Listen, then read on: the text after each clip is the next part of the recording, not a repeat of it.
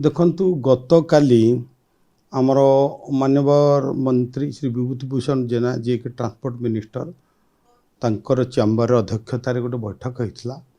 से transport department commissioner additional commissioner NHAI जी मुख्य एवं आम डिपार्टमेंट आमर सेक्रेटरी डायरेक्टर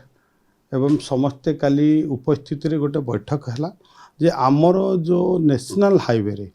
विभिन्न समय जो स्ट्रे एनिमल अच्छी से मानकर एक्सीडेंट होची जहाँ फल कि धन जीवन मध्य नष्ट होची ताकू केमती आमे रोकिबा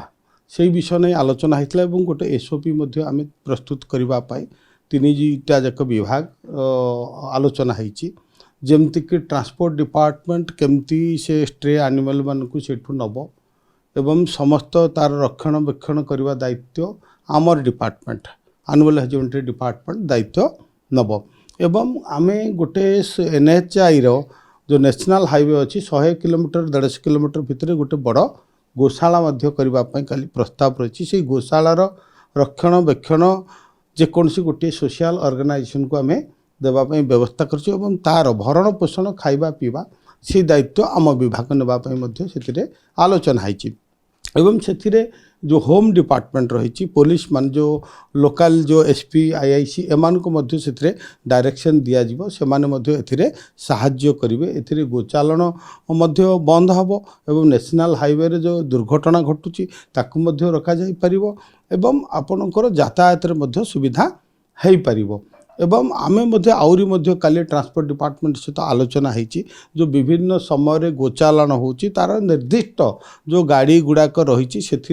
परमिशन थिबा आमर जोटा कि आमे फार्मिंग पर्पज रे आमे जोटा ट्रांसपोर्ट करुचे बा आमे बाहर कामधेनु योजना रे गाई सब आणुचे से गुड़ाक रेजिस्ट्रेशन होइथिबा दरकार एवं निर्दिष्ट आमर जो डिपार्टमेंट से माने वर्कर इत्यादि इत्यादि से माने देखेबार जो प्रूफ देखेबार आवश्यकता रही तेणु यहाँ तीनटा डिपार्टमेंट एनएचआई ट्रांसपोर्ट एवं आपणकर एनुअल हजबेंड्री तीनटी डिपार्टमेंट मिलित विभाग अधिकारी मानकर उपस्थित माननीय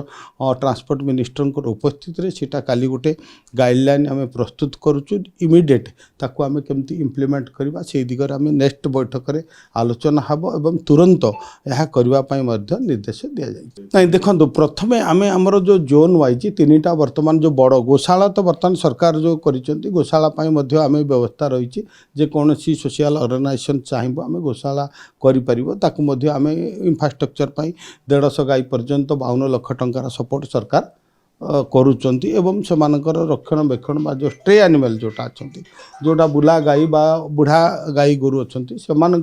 रक्षण भरण पोषण आम प्रतिदिन 56 टंका अर्थात वर्ष को 20,000 टंका दौचु तेणु आउर अधिक गोशाला आम प्रति ब्लॉक रे गोशाला खोलने लक्ष्य रखा जाइए तेणु आमे ताकू आहरी सरलीकरण कर देचु जेकोन जो सोशल ऑर्गेनाइजेशन थिबो एनजीओ थिबो से मानकर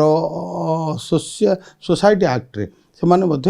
रजिस्टर्ड होइथिबा दरकार जोटा 3 वर्ष थिला ताकू आमे कोहल करी गोटे वर्ष कर देचु तेणु सेवा मनोवृत्ति जो मैंने आसवे सेवा करेंगे गोमातार निश्चित भाव में सरकार से समस्त प्रकार सहयोग व्यवस्था करेंगे नहीं उभय डिपार्टमेंट देखो ट्रांसपोर्ट डिपार्टमेंट दायित्व रही से गोशाला छाड़ा पर्यंत एवं गोशाला जो रे तार खाइबा पीवा व्यवस्था इत्यादि इत्यादि सेटा आम डिपार्टमेंट देखिबो निश्चित भाव में देखो बन्या समय सबुठू अधिका आमे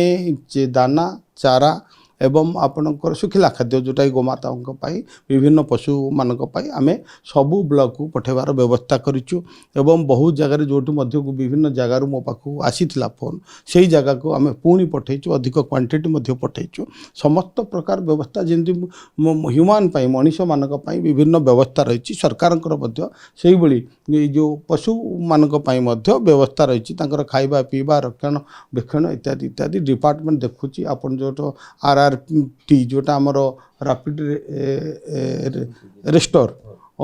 टीम गठन कर विभिन्न जगार आमर कैंप रही डॉक्टर मान रही 1962 हेल्पलाइन पूरा 24 आवर काम करुच्ची जोटि एम्बु भ्यान जापारुची बर्तमान से एम्बु भ्यान जाकर ट्रिटमेंट कर व्यवस्था करुचु।